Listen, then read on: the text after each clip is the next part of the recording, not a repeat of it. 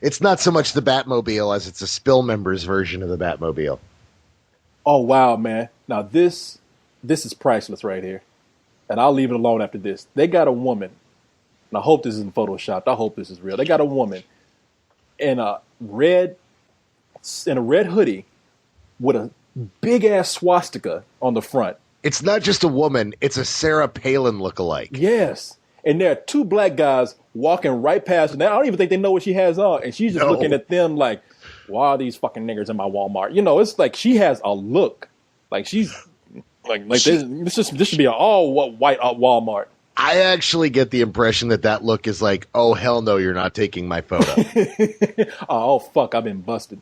Or maybe she's saying, you know, hey, Heil Hitler. I don't know, but wow, man, wow. That's all I can say. Wow. This is amazing. Walmart becomes a whole new magical, disturbing, evil, wonderful land in the middle of the night.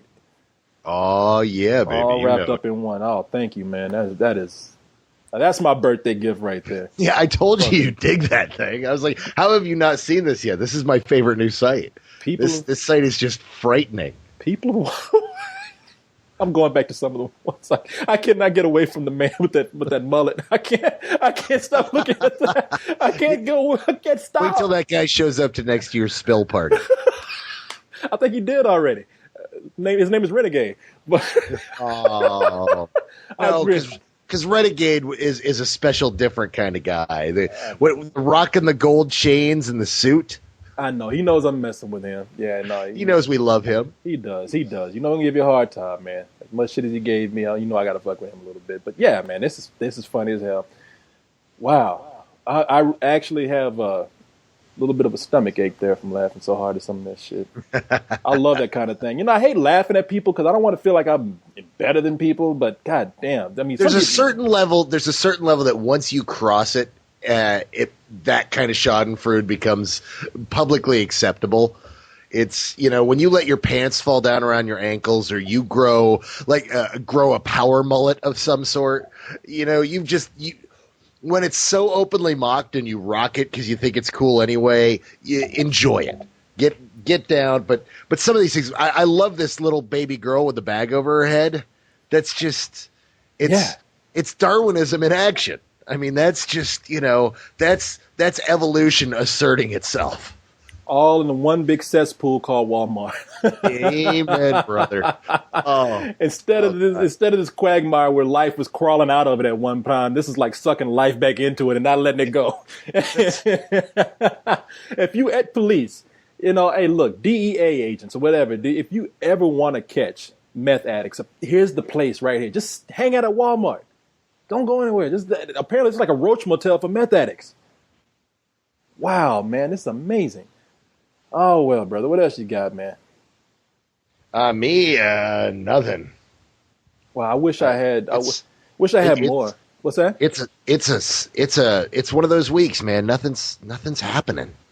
Nah, it really is slow, man. I mean, we're in that time of the year where they just either dumping things or the news is slow. There's nothing going on. Well, and the news that's happened has been like really overcovered. I mean, I guess you and I could talk about the Disney Marvel thing, but who hasn't talked about that man, yet? We've talked that to death. I mean, that's a week old. We talked about it last week, and honestly, I never saw it as that big of a deal. It was fun to talk about it the week it came out, but goddamn, all these people going crazy over Disney buying Marvel. You don't even know what they're going to do yet.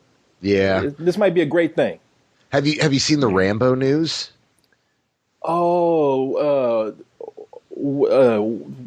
I read something a while back that they're like trying to make Rambo like some science fiction film now or something. Rambo 5 is going to be Rambo fighting some kind of science fiction beast. See, man, why? Now, see, this is why I told everybody, like, that last Rambo is successful, and what happens when Rambo gets successful, or Stallone gets successful with anything, he starts going fucking nuts, man. He was doing that with the Rocky movies when he started finally fighting that Russian, and now with this movie, this is insane. I mean, okay, you might have read about, I don't know anything about this. I read a headline somewhere a while back, but is this a good thing or a bad thing? I have no idea. This is literally everyone I'm talking to has the same wide-eyed kind of giggly response. Like, dude, I don't even know what to make of this. There's a great thing that Harry Knowles has over on Ain't It Cool News in which He posted the news, and the talkbackers went nuts about it. And Sly reads talkback. He loves Ain't It Cool. He loves reading the responses to all of his stuff. He's done a number of 20 questions articles with Harry on the site. So he read the news, he read the talkbacks, and instantly calls Harry and leaves him a voicemail message overnight. And gave Harry permission to post it on the site. So you can listen to Sly Stallone talk about Rambo 5.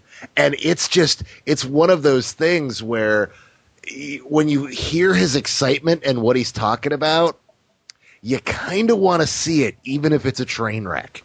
Like, you want it to work so bad. Because, what haven't we? We have not seen Rambo fucking fighting a government-created genetic creature. I've never seen that. Would it be cool or would it not be cool? That last Rambo should have been, hey, this is my dignity. This is my farewell to all you Rambo fans. Well, I agree, and that's what I said when that movie came out. They started talking about a fifth one. Do you want to see it? Not really. I like this, but now that I know they're working on it and that where they're going with it is just kind of so crazy, it could work. It could, but come on, man. Seriously. No, I'm right there with you. People were rolling their eyes when they heard that he wanted to do another movie. Except the movie was kind of grounded. It was something that he wanted to go after somebody that had his son or daughter or something like that, or came after his family. He was in the States now, and he was doing his vigilante thing again. But god damn, man! At this point, you were fighting a science fiction creature. Just make Alien versus Predator versus Rambo next. I mean, what sense does this make? This is fucking nuts. Yeah, I don't know what to tell you. I would argue, look, I've been behind Stallone with a lot of things. Rocky Balboa I liked. Rambo was surprisingly good. But this is getting fucking nuts now. Is this man on steroids and it's finally going to his head? I mean, this is insane. And he talked to Harry and said, like, yeah, that's what I'm doing. Yeah, that's true. Yeah, well, kind of. He said that people didn't quite understand what they were going for with this. And, that talkbackers kind of got it wrong. And he goes on to explain. I mean, it's really something you have to hear from his own lips yourself, because it just doesn't seem to make any sense any other way. I'll tell you what, man. I want to think this. Now, this is me creating my own scenario in my head, but I would like to think that Sylvester Stallone is very marketing savvy. And maybe he came up with this whole ridiculous premise to just build up hype about another Rambo film that will not be this at all. That actually might be pretty good. It might be pretty sane. Hello? I'm here. I'm listening. No, that's it. That's all I'm saying. I'm just thinking that maybe this is all just a marketing thing.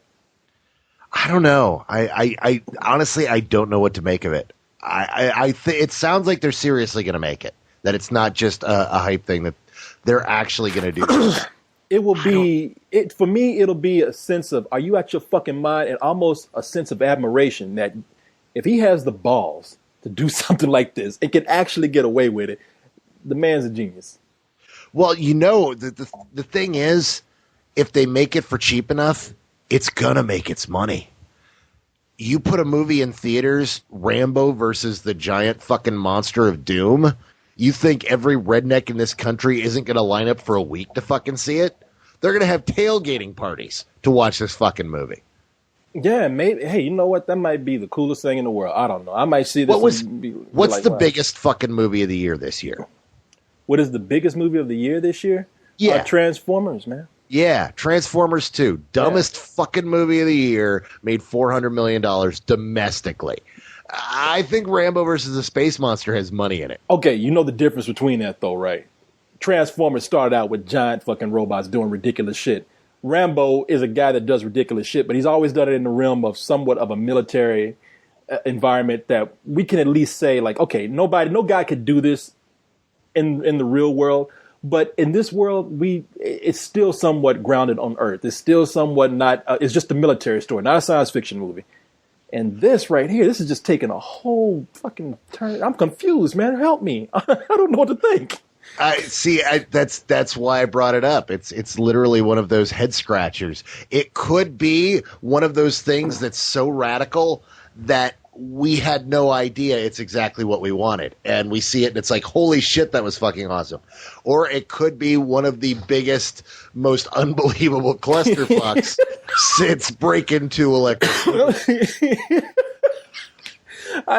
Either way, hey, look, either way it goes, people will see this because people will see this just out of sheer curiosity, man. I mean, you got the rednecks who will see this no matter what, and you got people like me who say, okay, I know better than this, but I gotta see this to believe it anyway. Yeah, so I gotta see this to believe it.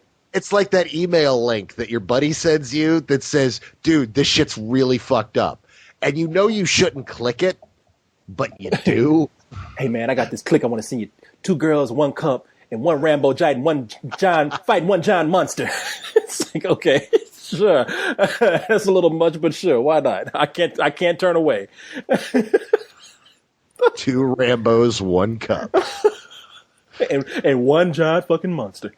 Wow, man, that.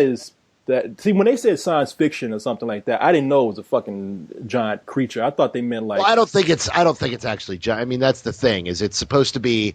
It's a genetic creation to make some kind of super soldier, and it's a small, man-sized, really crafty, really fast, fucking alien-like monster. But it's created apparently by the government. And at a facility, and it gets loose, and so the government calls in the one guy they know is crazy fucking enough to go in and can kill the shit out of things, and that's Rambo. Yeah, I like to talk to him. I like to see what's next for Sylvester Stallone. What you got going next? Well, we're doing Rocky again. Wait, you gonna Rocky? I thought Rocky was done. Rocky's gonna be fighting Jason Voorhees from Friday the 13th. And then he's going to fight Freddy Krueger. I was like, fuck, man, why not at this point? Yeah, because at that point you're like, you know what? I would kind of want to see a boxing match between what would happen if Rambo goes out, he's tired, he's alone, or Rocky's tired, he's alone, he goes out to camp for the weekend, and it just so happens that Jason shows up and starts killing you. How would Rocky deal with that? You know what happened? There's a fucking movie I want to see. Everybody would turn into like a Friday the 13th movie where Sylvester Stallone's out there doing his thing, kids will start dying, and Jason comes after him, and next thing you know, it turns into a boxing film. Everybody's coming to Crystal Lake to see the biggest boxing match of the year. And I tell what? I don't want to see that movie. I want to see Rambo fight Jason Voorhees. Well, either way it goes, I'd like to see it because I believe at the end of the of Rocky versus Jason, I believe Rocky would knock Jason the fuck out. If anybody's gonna do it, it's gonna be Rocky Balboa. Wow. I hope Sylvester Stallone is listening to this because at this moment, I think he'd be open to anything. Like if we gave him that pitch right now, hey, Sylvester Stallone, why not Rocky fight Jason Voorhees and Freddy Krueger? Yeah, that sounds good.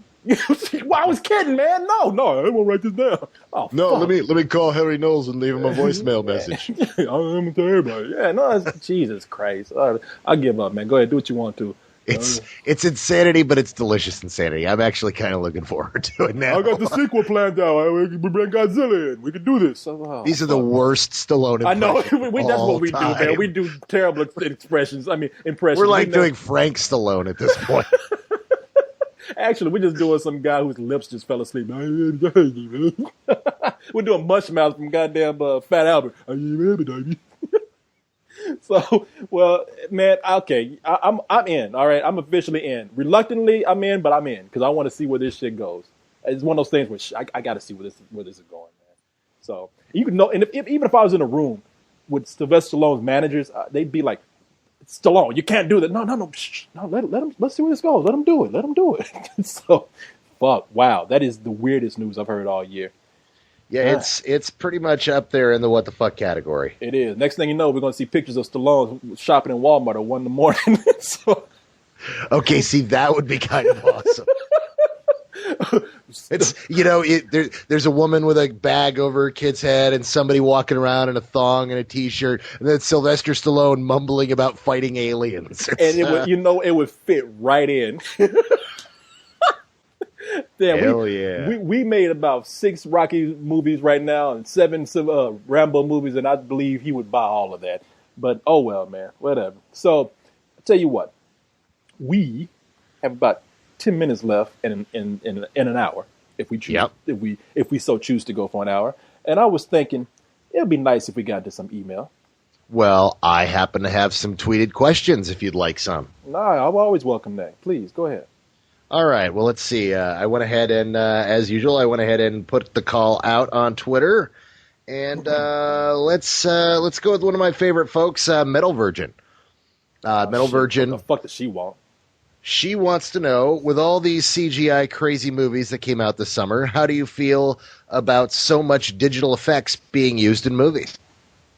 I think that's one of those kind of generic ass questions, but That actually kind of is. But how do we feel? We like them as long as the movie doesn't rely on them. yeah, that's all I can say too. I mean, I will say this: I don't mind CG effects, but there are certain times when you can tell the budget is being just spent way too much on effects just because they can do it. And even then, I'll let it slide. The place I do not like a whole lot of CG used is in horror films because they start to show you too much because they're so proud of their CG. And then next thing you know, you're not scared of anything because you see it all right there. I mean, I don't know. You tell me what you think. I remember there was a time when you hardly saw the creature. Sometimes you didn't see the whole creature for the whole movie. And that kind of made your imagination kind of fill in the blank. And now they show you everything. Well, that's one of the classic lessons that was learned. I mean, Val Lewton learned that back in the day. Val Lewton was a producer back in the 30s and 40s, made a lot of horror suspense films. And one of the films he made was called Cat People. And yeah, I remember Cat People. He commissioned these guys to make the costume for Cat People, and the costume was terrible. It was awful. It was just ridiculous. It was laughable. It wasn't going to work. So what Val Lewton decided to do is he said, fuck it. We're going to light them from behind and just show their shadow throughout the whole film. You're never going to see the cat people. And as a result, he scared the crap out of audiences. They were like, oh my God, because people would see the shadows and they would imagine these terrible cat creatures coming and murdering people. And it taught people that, you know what, you don't have to actually show the monster. You can let people imagine it. And this, of course, was learned, this was shown to people again as, you know, we made a lot of mistakes in the 60s by Steven Spielberg, who made Jaws, and he had problems with the shark and decided, you know what we're going to do? We're just going to hide the shark, and we're not going to show the shark until later in the movie. And that was one of the big things he wanted to do anyhow. So when you watch the movie, you don't see the shark until later when you finally see it, and it's really fucking scary. So yeah, no, one of in fact, the film I like to use as a prime example of a film that makes that mistake is the first Jeepers Creepers. Because for the first half an hour, that movie's fucking scary. It is. It kind of freaked me out. Yeah, you're just horrified. You're like, what the fuck is this thing? This thing's fucking with me. And the minute we see the monster stand up in the headlights and it shows itself, and you're like, oh, that's a fucking Buffy villain. That's not a monster. That's when the movie goes to shit and it's not scary anymore. Yeah, it's the old rule of the monkey's paw, you know? Yeah. Yeah, if anybody is familiar with that story, it's very horrifying because this woman makes a wish for her dead, mutilated son to come back, and the son actually gets to the door, and the husband finally grabs the claw and says, I wish it would go away, and you open the door, the thing is just, a shadow is seen going, shambling down the street, and you're just thinking, wow, what did that look like? And of course, your mind starts filling in all those blanks, and you start kind of scaring yourself. So yeah, no, that's a good answer, man, right there. So... you have another one? You want me to pick one? Or? Yeah, I got one. High Five DJ asks a really interesting one. What actor or actress will you watch in any movie regardless of its quality? Oh, I can't really make that blanket statement because if the movie's bad, I can't hang with a good performance through the whole thing. If the movie's that bad. You know what? There are a couple people that I will watch. There's you know what? No, that's wrong. You're lying, Corey. I could tell you who you would. Who? If I pulled out a movie right now and said, dude, this is one of the shittiest movies ever made, but it stars Rudy Ray Moore.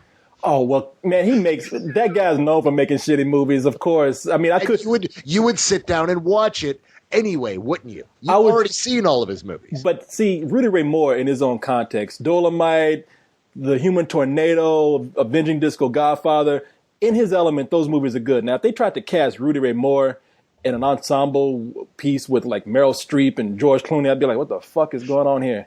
But that wasn't the question. The question is, what actor or actress would you watch in a movie regardless of quality? And that's what we're talking about, the Rudy Ray Moore. Okay, then that's my answer. Then you got me. Yeah, that's it. You know what? I would watch Keira Knightley in anything right now. Seriously, if Keira Knightley's in it, I'll fucking watch it.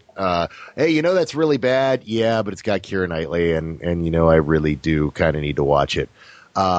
Lee Marvin is somebody that I will watch any of his movies, even the bad ones, because he's fucking Lee Marvin, and there's still a few floating around out there that I haven't seen, and I love me some Lee Marvin. Okay, if we're talking about people who aren't alive right now, Rudy Ray Moore is one of them. There was a time I could watch Cary Grant in anything. North by Northwest used to be one of my favorite movies because I wanted to be Cary Grant in that movie, man, because he was just so badass in that film, because he was so cool. And he was a guy who was being chased down because of mistaken identity, and he was thrown into this extraordinary situation and a dangerous situation, and the guy remained the Mac through the whole thing. And I was like, wow. And Cary Grant just had that image of he was George Clooney for his time, man. Yeah, there was a period of time. It's not like that anymore because he's really kind of lost his magic. But throughout the 80s and 90s, I would watch anything with Tim Curry in it. Oh, really? Oh, yeah. No, Tim Curry made a lot of crappers, but he always made really great crappers. In fact, he used to apparently go around to conventions and stuff wearing a little button that said "Great for Turkeys." And he knew he was making bad movies, but he would chew up the scenery like nobody's business. And I do love me some Tim Curry. But after a while, it just got to the point where it's like, you know what? I really only want to see Tim Curry in good movies now. Okay. I can see that. And I like Tim Curry too, man. I can't watch him in just anything, but there was a time when, Tim Curry was somebody who was like, okay, Tim Curry says quality. Yeah. So right. Why don't you go ahead and pull up one from your email? I guess I should. Okay, I guess I should, because people are going to be saying, you're not reading my questions. All right, let me see. I don't even have the page up. Hold on. That was high. In case I didn't say it, that was High Five DJ who sent that in. Yes, you did. It's a great question. All right. Let's see. I'm pulling up a question here from Matthew Hernandez. Matthew Hernandez. And he says, love Spill, love the podcast. I have a lot of ideas in my head for a film series. My question for you is, have you ever seen a sequel that isn't necessarily bigger or better than the first one, but manages to be different enough to where it feels reinvented? That's a good question. And yes, there are a lot of sequels that people have reinvented. I mean, of course, the first one that comes to mind is you have Alien, which was directed by Ridley Scott, and then you have the sequel, which was directed by James Cameron, Aliens, and took a totally different approach. Except that is a bigger and better kind of sequel. It really is bigger. It's I think that's kind of one of them that he kind of ruled out initially. He's talking about something that is that. Well, see, I don't know if it's better. I think it's just different in tone, because a lot of people it's an action movie. Yeah, it's an action movie, and some people say, well, which one do you like? And some people say, well, they really took a departure for the worse with Aliens. I've actually heard people say this, and I said, because the scares were so much better. I'm like, well, the scares don't matter, because in Aliens, it was a war film, it was an action film. Wasn't really a horror film and meant to be scary. But yeah, if you want to name some sequels that are not as good, let's see. Well, no, not as good. The ones that are just different, that do something else. Like, for example, a good example there would be First Blood and Rambo: First Blood Part 2. Yeah. Which are two radically different films. And I'm not convinced that while Rambo First Blood Part 2 is the more awesome of the films, I think First Blood is a far superior film. But they're both very different and very cool in that kind of manner. Oh yeah, there's a lot of movies like that, and a lot of them it happens, and sometimes it happens within a series of films. Of course, along the line, these movies they start to degrade in quality the further they go along. But the things that come to mind with me in that case are something like Batman. You had like the second Batman was directed by Tim Burton, and you had a sequel to that, which was Batman Forever. It was taken under a new director, and it took on a totally different look. But it was still considered to be in that series. Beverly Hills Cop 1, 2, and 3 all look different because of the directors. You had Martin Brest, who did the first one. You had Tony Scott, who did the second one. And then the third one, I forgot who directed that, but it was a PG-13 film. And so you can't get too much different than that. Godfather 1 and 2 are kind of different. Both are directed by the same director, Francis Ford Coppola. The first one is, I think it takes place in present time for that time. But then you have the second movie, which is somewhat half a period piece. And it kind of, and it totally took a different tone. You have some movies which end up being pretty good because they take on a different tone. Of course, we always mention The Devil's Rejects, which is directed by Rob Zombie. But that's perfect. That is exactly that is the one where the sequel actually makes the original a better film. Yeah, and makes it worthwhile to a number of people. Yeah. If you look at let's see what else. The Evil Dead trilogy. They all are different. The first two are pretty much very close to each other. The first one's almost like a remake, but it is a sequel. But the first one was a little more serious. The second one is a comedy. The third one's not even a horror film anymore. It's a medieval crazy ass fantasy almost with a lot of violence in it. And those movies couldn't be more different from each other. Halloween. You had Halloween 1 and 2, which had Michael Myers. But when you get to the third one, which doesn't count. Well, the third one is what they said they tried to do with that. What they want to do with that series is try to take it in a direction where these would be sort of anthology stories, horror stories that took place on Halloween. So they want to actually make like a series of films that had nothing to do with Michael Myers, but then no one saw the third one. They had to get back Michael Myers to make it successful, and that's what they did. Night of the Living Dead is very different from Dawn of the Dead. We have a movie which is pretty much a haunted house film. Where, of course, Dawn of the Dead is a bigger, better film than the first one. I mean, the first one's a classic, but the second one was, hey, we have a real budget now. But with that budget, they were able to make it something different. I mean, look, the first one, it was sort of like people trapped in the woods and things were trying to get in. It's like a spook house movie. The second one is an apocalyptic film. I mean, it's bigger. You're right. It's bigger. And I think it is better. And it's totally a different kind of film. It even seems like it's made by a different director because it's in color and it takes place in a different period. But yeah. And, you know what? I would say this too, about the Europeans and some of the stuff that they make, because I'm thinking of some films now where they do series with, like, they do trilogies with themes. And these movies they're connected and they're considered to be sort of sequels with each other, but then really not. Like I'm thinking of the Polish director Kieslowski, the one who did the Red, White, and Blue trilogy. Right. Like all those movies are considered to be one trilogy, but they're very different from each other. You know what that reminds me of? A great sequel that becomes its own thing is Before Sunset.